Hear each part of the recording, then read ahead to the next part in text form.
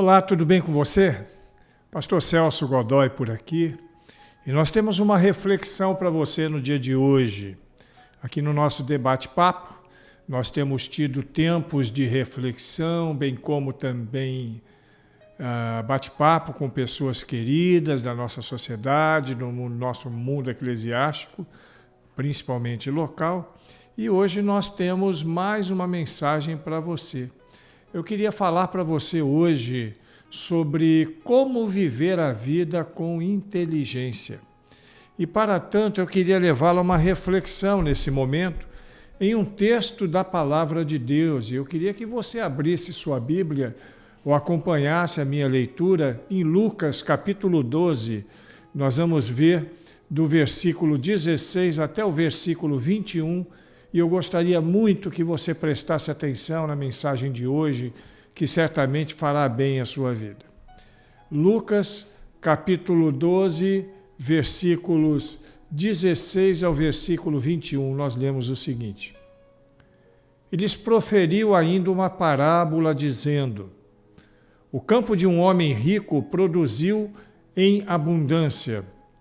E arrazoava consigo mesmo, dizendo: o que farei, pois não tenho onde receber os meus frutos?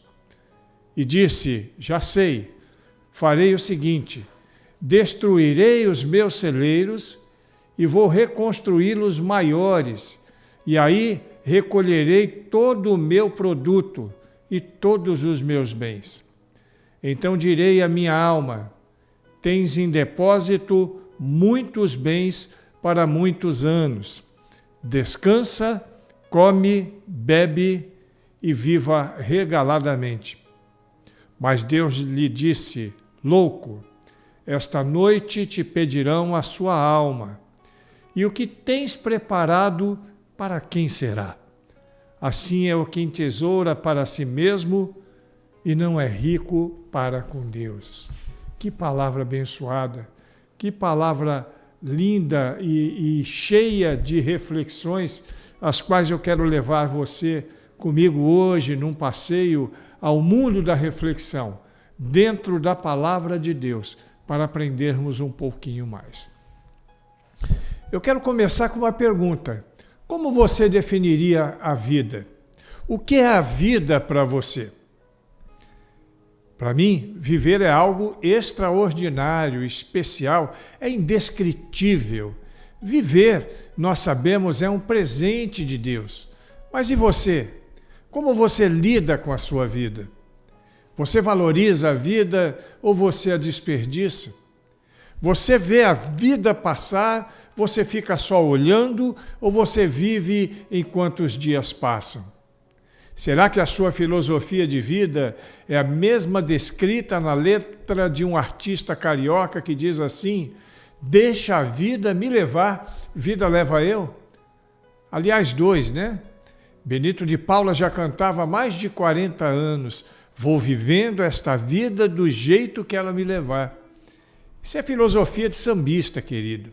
Digo para você nesta noite que precisamos viver a vida de maneira mais inteligente. Enquanto alguém afirma que vive a vida inteligentemente, ele está falando principalmente sobre os seus valores e sobre as suas crenças. Uma pessoa pode achar que está vivendo bem a vida, ficando o tempo todo em casa, enquanto para outro, viver bem a vida é viajar e conhecer o mundo.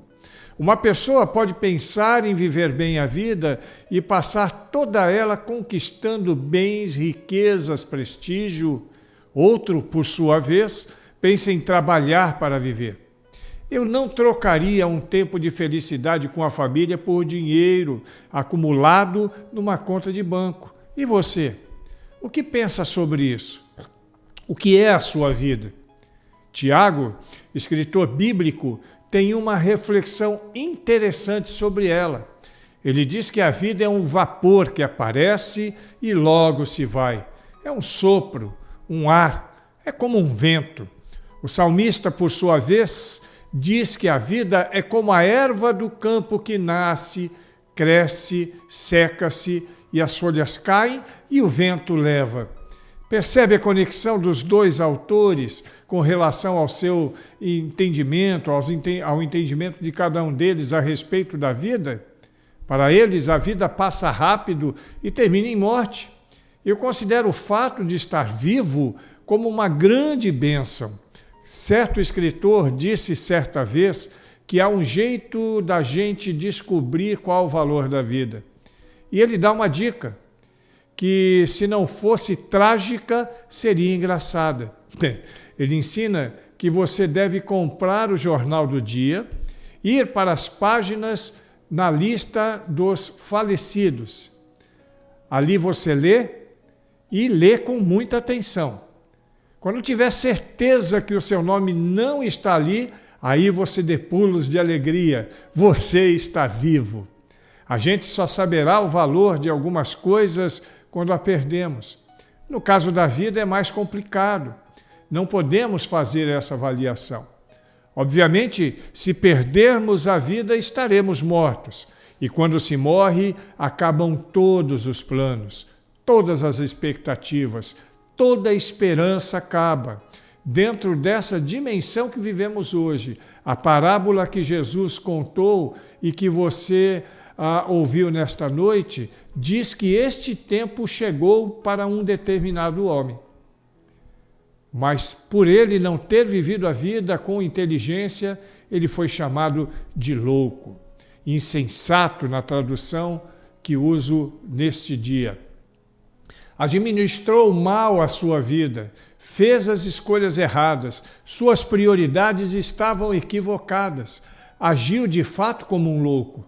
Você não precisa ser um louco, administre bem a sua vida, faça escolhas certas, tenha prioridades corretas. Você deve ser bem-sucedido a partir da visão de Jesus sobre o que vem a ser viver a vida com inteligência.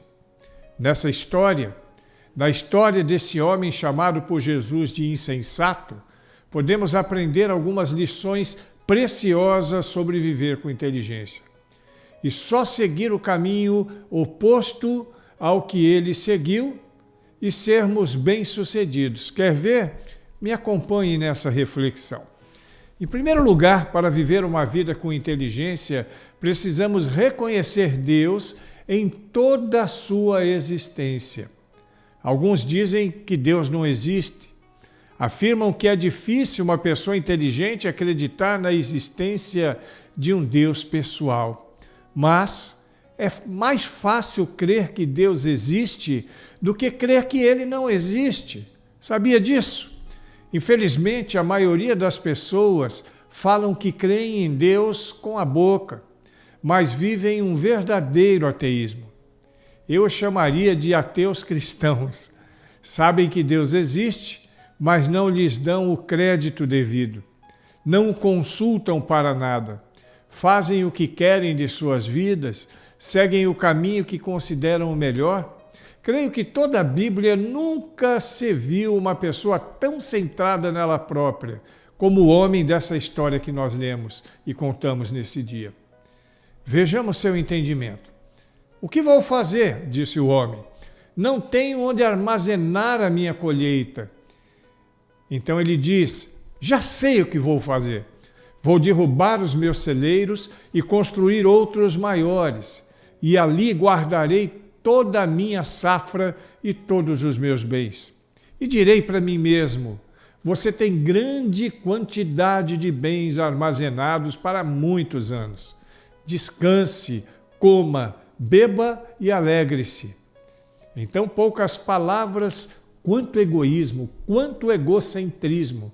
Eu não estou aqui para ser crítico, para julgar ninguém, mas o que mais temos visto hoje em dia são pessoas assim, egoístas, egocentristas, que se acham melhores do que as outras, algumas egoístas por natureza, têm o seu próprio eu, seu próprio ego sentado no trono da sua vida. E é ele, o ego, que controla tudo. E quanto a você? Qual o lugar de Deus? Qual o lugar que Deus ocupa na sua vida? Como fica Deus com relação às suas conquistas? Que lugar ocupa Deus nas suas finanças? Onde fica Deus no seu dia a dia? Já parou para pensar nisso com honestidade? Espiritualmente falando, Deus tem estado ausente da vida de muita gente, de lares, de casamentos, das decisões. Creia, muita gente mesmo. Até quem tenha escolhido o diabo para ser o seu parceiro, ao invés da parceria com Deus. E isso é fato. Quem não fecha com Deus, fecha com o cão. Ser inteligente em viver a vida e não um tolo ou louco, como ensina Jesus, é incluir Deus no seu projeto de vida como sócio majoritário. Ele conhece o hoje, o ontem e o amanhã. Ele pode ajudar melhor do que ninguém a você atravessar o período de seca, de dificuldade, de luta, e estará com você na colheita. Viver a vida sem Deus é cometer o pior dos pecados, é ser louco, louco de verdade, é a rejeição da orientação de Deus sobre nós. Creia nisso, meu querido irmão. Deus existe e somente Ele pode dar sentido à sua existência também, preencher o vazio que há no seu coração. Você precisa de Deus. Em segundo lugar, para viver uma vida inteligente, nós precisamos agradecer a Deus por todas as nossas realizações. A ingratidão é um grande mal e revela um pouco do nosso caráter. Ingratidão não diz nada a respeito de quem é Deus. Ele continua maravilhoso e abençoador, mas ingratidão diz respeito sobre quem somos nós. O homem da história, em momento algum, reconheceu Deus e nem o agir de Deus na sua vida. Ele foi extremamente ingrato. Ele não foi o único responsável pelo seu sucesso. Ele se esqueceu que quem lhe deu inteligência foi Deus. Quem fez chover foi Deus. Quem lhe deu o crescimento da lavoura foi Deus. Ele trabalhou, mas a saúde que desfrutava foi dada por Deus. Você tem conseguido parar e olhar para os céus e dizer: obrigado, Senhor. Não menospreze o lugar de Deus. Nunca deixe Deus de lado. Exalte o nome do Senhor. Eu fico muito feliz quando vejo jogadores crentes que não têm medo do vexame, da crítica, do que vão dizer, e exibem frases de agradecimento a Deus, gestos que glorificam a Deus diante de multidões, de milhões de pessoas, como nós temos visto em alguns lances na Copa do Mundo que estamos vivendo. Ser inteligente em viver a vida é agradecer a Deus por tudo. Quem agradece recebe mais, abre portas, desfruta de uma virtude que o leva a ser parecido com Deus. Pague aquele voto que você fez. Lembra de quando fez? Não se esqueça que foi o Senhor quem te fez e quem te deu saúde, quem te deu força, foi o Senhor. Diz a Bíblia que em determinado momento da sua caminhada, Jesus curou 10 homens que tinham lepra. Aqueles homens não podiam viver em sociedade, não podiam estar em suas famílias, viviam em colônias segregadas próprias para eles, para a doença. Ele curou os 10. Interessante que destes 9 eram judeus e apenas um estrangeiro, e por isso não religioso. Depois de curados, apenas um voltou e agradeceu. Somente o estrangeiro. Nenhum dos crentes voltou. Como você pode dizer a Deus obrigado? Você tem feito isso com frequência? De que você precisa agradecer a Deus hoje? Agradeça então. Faça isso parte da sua rotina. Em terceiro lugar, para viver uma vida inteligente, precisamos nos comprometer com Deus para alimentar a nossa alma. Não há nada melhor do que a gente ter uma mesa farta e variada para fazer uma refeição quando estamos com fome. O corpo precisa de alimento físico, isso é vital.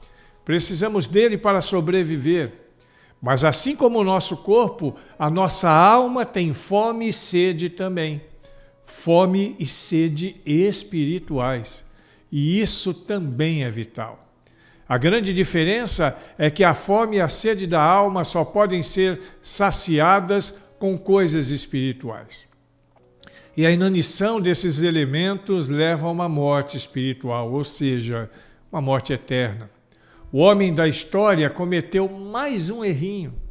Ele disse para a sua alma que ela de agora em diante não tinha mais do que reclamar. Ele tinha muitos bens para se fartar deles, seus celeiros estavam cheios, havia muito alimento estocado. Ela não precisava reclamar de mais nada. É loucura querer matar a sede da alma e saciar a fome da alma com coisas materiais. Você pode ter tudo quando... Esse pedacinho de novo. Você está marcando elas todas aí, né? Você pode ter tudo quanto você sempre sonhou, mas a sua alma ainda está com fome. Você pode comprar tudo o que você desejou a vida inteira, mas a sua alma continuará com fome e com sede. Então Jesus afirma no nosso texto: esta noite te pedirão a sua alma, e o que tens, para quem será? Eu tenho ido a muitos sepultamentos, essa semana mesmo estive em um, e ainda não vi ninguém que morreu desfrutando de suas casas, seus carros, suas esposas, maridos, de mesas fartas, de contas bancárias. O paletó que se veste na morte não tem bolso, porque morto não leva nada, nem sequer uma moedinha. Um dia vamos todos baixar a sepultura. E aí eu pergunto, o que plantamos para a eternidade? Alimente a sua alma com coisas espirituais. Descubra o privilégio de um relacionamento com Deus, de orar, de ler a Bíblia, de ter um bate-papo com Deus. Pratique a presença de Deus, se acostume com Deus, pois tudo passa, mas a nossa alma continuará. Para onde ela irá? Em quarto lugar, para viver uma vida inteligente, te aconselho, desfrute com Deus da certeza da vida eterna. Contudo, Deus lhe disse, insensato, essa noite a sua vida lhe será exigida. Então, quem ficará com o que você preparou? Jesus, em outra ocasião, contou a parábola do rico e do pobre Lázaro. Um desfrutava de tudo e morreu, o outro não tinha nada e também morreu. Ensina Jesus que Lázaro foi levado pelos anjos para os braços de Abraão, enquanto o rico foi para o lago de fogo, para o inferno. Um desfrutava de alegria, o outro de tristeza, de dor, de sede, de desprezo. Outra grande loucura é só pensar no aqui e no agora, e não se preocupar com o amanhã. Você vai deitar hoje, mas pode ser que não acorde amanhã. Já pensou nisso? Você já pensou que esta é uma verdade para todos nós? Você pode estar vivo hoje e estar morto amanhã. O homem da história estava pronto para viver aqui neste mundo para sempre, mas ele se esqueceu que não somos eternos aqui na terra. A sua casa, por mais confortável que seja, é provisória aqui. A sua vida, por mais confortável que seja, é provisória. Aqui todos estão em teste, numa transição, por assim dizer, para a vida eterna. Por isso a Bíblia nos chama, em Hebreus capítulo 11, versículo 13, de peregrinos na terra. Seremos aprovados para vivermos felizes ou infelizes, dependendo das respostas que dermos no vestibular da vida. Se ocupar dessa vida e esquecer-se da eterna é uma grande loucura. Diz-nos a palavra de Deus em Amós, capítulo 4, versículo 12. Prepara-te, ó Israel, para te encontrares com o Senhor teu Deus. A estatística de morte é fantástica. Segundo dados recentes da ONU, nascem no mundo quase 3 pessoas por segundo, 180 por minuto. Mas você sabe quantas morrem? 102 pessoas por minuto. E isso fora no tempo de guerra. Significa que durante o tempo desse programa que você assiste, alguns minutos somente, muitas pessoas, mais de 3.000 pessoas podem ter morrido no mundo. Pense nisso. A Bíblia diz em Hebreus 9, 27, que todos morreremos uma vez, vindo depois disso o juízo. Alguns dizem que a única certeza que temos na vida é que vamos morrer um dia. Mas você não nasceu para morrer, e sim para viver e viver eternamente. Ser inteligente, queridos, é viver a vida, é vivê-la hoje se preparando para a vida eterna. A Bíblia diz que a vida eterna é que creiam no unigênito Filho de Deus. Não seja louco, seja sábio, viva uma vida dedicada a Jesus, renda-se a Ele, comprometa-se com Ele. Concluindo, voltamos à pergunta: o que é a vida? E respondo: é um teste e uma oportunidade. Você será aprovado ou reprovado nesse teste. Ser aprovado é ser inteligente para viver.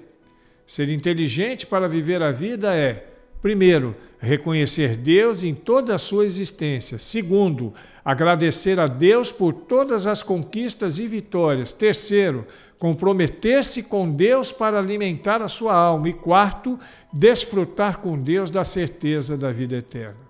Seja inteligente, vivendo a vida com inteligência.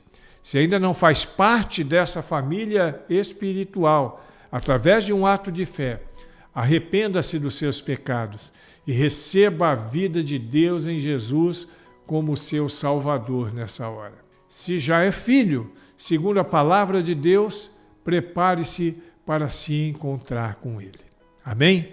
Deus abençoe a sua vida, te dê muita paz e até a semana que vem, em nome do Senhor Jesus.